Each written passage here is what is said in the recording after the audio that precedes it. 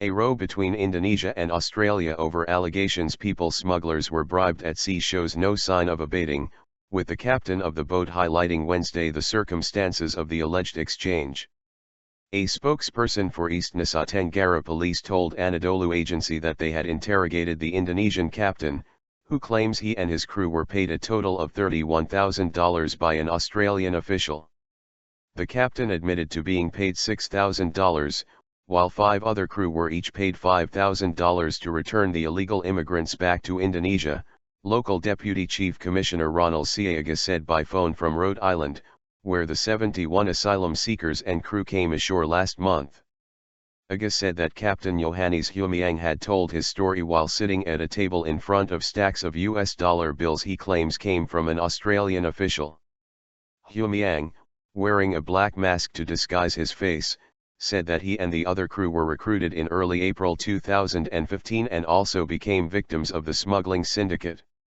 They were promised work on a fishing boat with the lure of Rp150 million, $1,123, said Agus.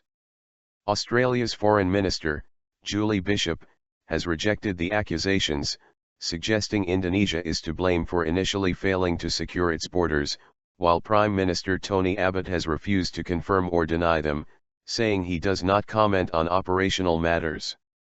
In response, Indonesia has pushed for answers, also releasing photos Wednesday of what it says is the $31,000.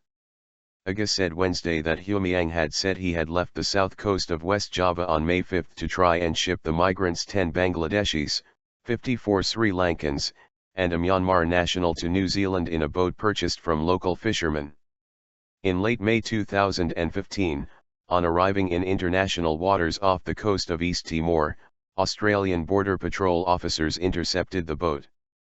The officers prohibited them from entering Australian waters, Agus said.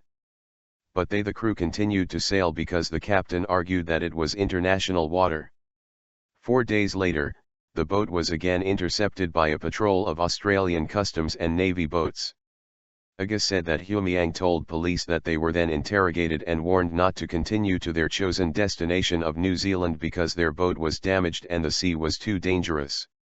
They were then herded into Australian waters to be identified by local customs officers and arrested for 4 days before being released, he said.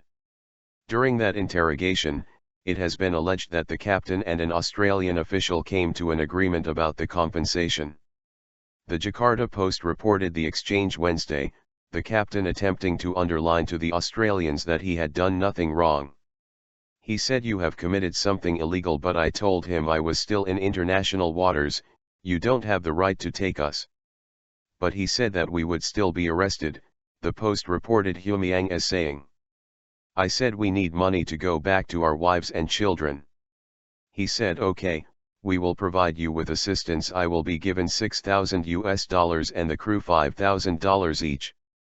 That was a form of assistance provided to us and he told us not to do this again. I agreed to it.